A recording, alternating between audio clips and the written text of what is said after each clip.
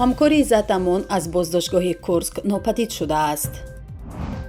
истеҳсоли қувваи барқ дар истгоҳҳои барқии офтобӣ дар Тоҷикистони офтобрӯя 50% кам шудааст.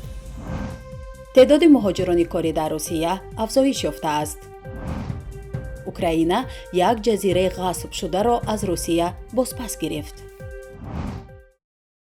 эмомалӣ холов, ҳамкори пешини Иззат Амон, ҳомии зиндонии муҳоҷирон, аз боздоштгоҳи муваққатии Курски Русия нопадид шудааст.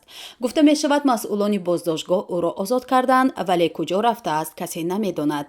ба иттилои Радио Озодӣ Дилором Боймуҳаммедова, ҳамсари Эмомалӣ Холов гуфтааст, субҳи панҷшанбе вакили мудофиаи Холов занг зада гуфта, ки 4 соат дар дармонгоҳи боздоштгоҳ мунтазири мулоқот нишастааст.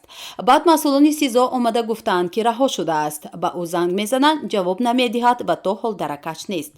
тахмин зада мешавад, ки эҳтимол ӯро ба Тоҷикистон истирдод карда бошанд. эмомалӣ холовро як моҳ қабл бо дархости Тоҷикистон дар вилояти Курски Русия дастгир карданд. эмомалӣ холови 30 сола зодаи ноҳияи Данғара буда, чанд сол боз дар Русия кору зиндагӣ дорад. ӯ дар маркази тоҷикони зери раҳбарии Иззат Амон ба ҳайси ихтиёрӣ ё ризокор фаъолият дошта, дар аҳди пандемияи коронавирус ба муҳоҷирони дармонда мадад кардааст. истеҳсоли қувваи барқ дар истгоҳи барқии офтобӣ дар Тоҷикистони офтобрӯя 50% кам шудааст. тибқи иттилои бахши энержии кишвар, нерӯгоҳҳои офтобӣ дар 5 моҳи соли ҷорӣ ҳамагӣ 2000 киловатт-соат нерӯи барқ тавлид кардаанд. ин рақам нисбат ба як соли пеш 50% камтар аст. идораҳои дахлдор дар бораи шумора ва иқтидори истгоҳҳои барқии офтобӣ, ки дар ҷумҳурӣ ҳастанд, маълумот намедиҳанд. бино ба маълумоти Вазорати энергетика ва захираҳои оби кишвар, аз аввали сол дар ҷумҳурӣ зиёда аз 8,4 миллиард киловатт-соат нерӯи барқ истеҳсол шудааст, ки нисбат ба як соли қабл 3,5% афзоиш ёфтааст. зиёда аз 7,6 миллиард киловатт-соат аз ин ҳаҷм ба нерӯгоҳҳои барқи обӣ рост меояд. дар 5 моҳи соли ҷорӣ марказҳои барқу гармидиҳӣ 805 миллион киловатт-соат нерӯи барқ тавлид кардаанд. дар соли ҷорӣ нерӯгоҳҳо тавлиди нерӯи барқро нисбат ба як соли қабл 18,4% коҳиш додаанд.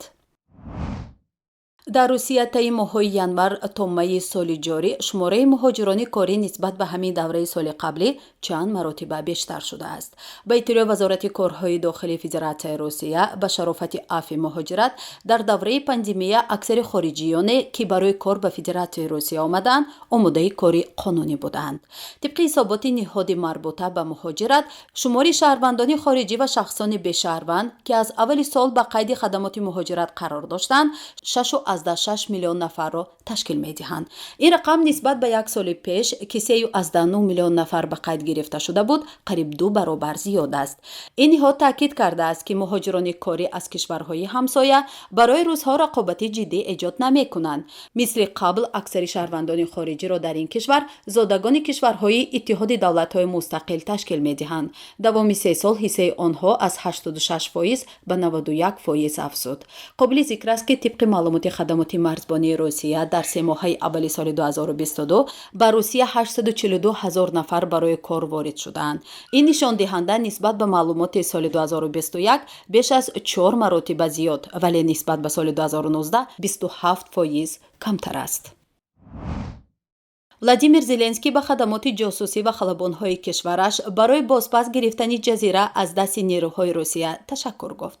Владимир Зеленский, раис ҷумҳурии Украина, гуфт, бозпас гирифтани назорати ҷазираи Зимейнӣ тағйироти чашмгире дар вазъи баҳри Сиёҳ аст.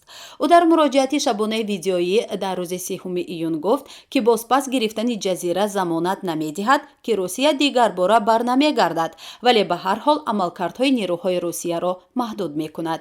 дар ҳамин ҳол Москав дар вокуниш ба ин гуфтаҳои Зеленский гуфт, ки иддаои бозпас гирифтани ҷазира асос надорад ва нерӯҳои Русия бо нияти хайр ҷазираро ба Украина баргардониданд, то ин кишвар тавонад маҳсулоти кишоварзии худро ба хориҷ бифурӯшад.